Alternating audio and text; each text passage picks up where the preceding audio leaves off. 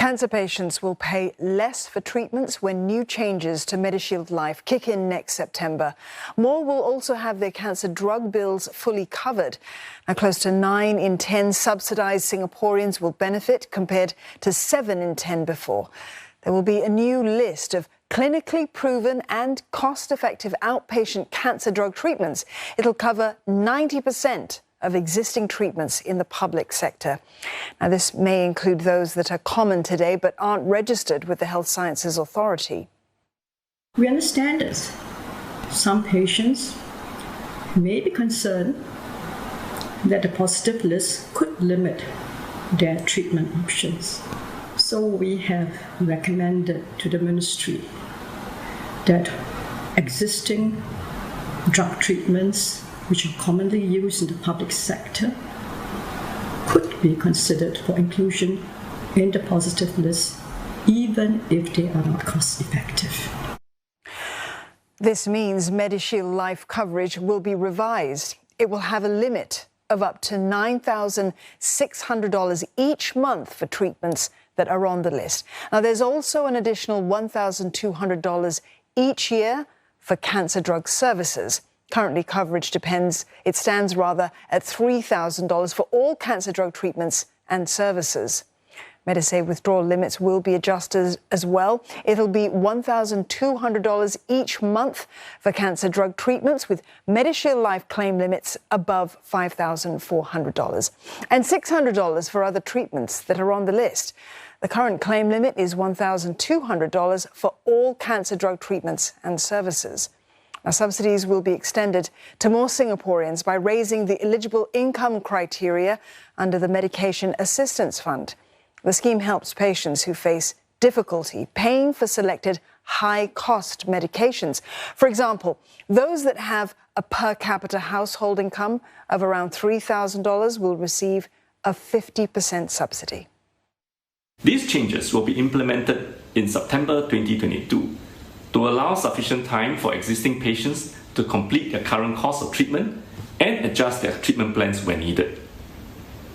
The combined effect of these changes is that cancer patients will pay less for clinically proven and cost-effective cancer drug treatments.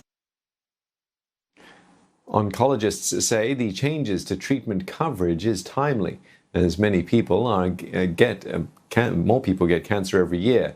This is on top of the higher costs of new therapies. Shanansia with more.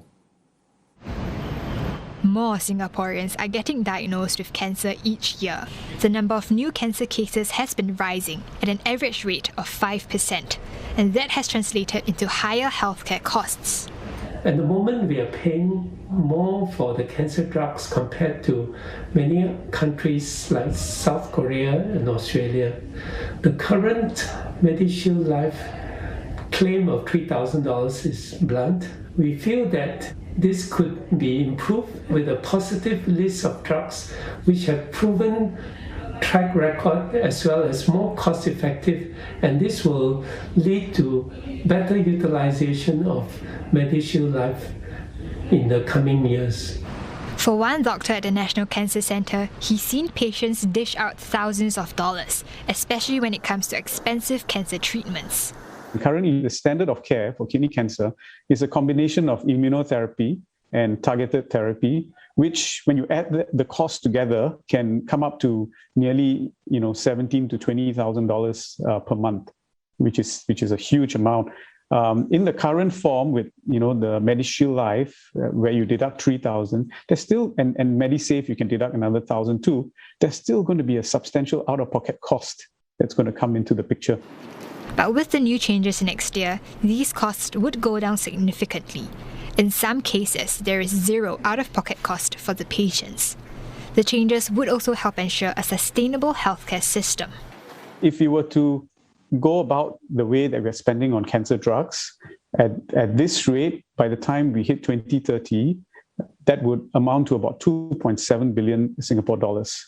And which is a huge jump. It's going to be a huge financial burden on the healthcare system. More importantly, it actually allows for us to target that spending on drugs that have been found to be efficacious in terms of prolonging life.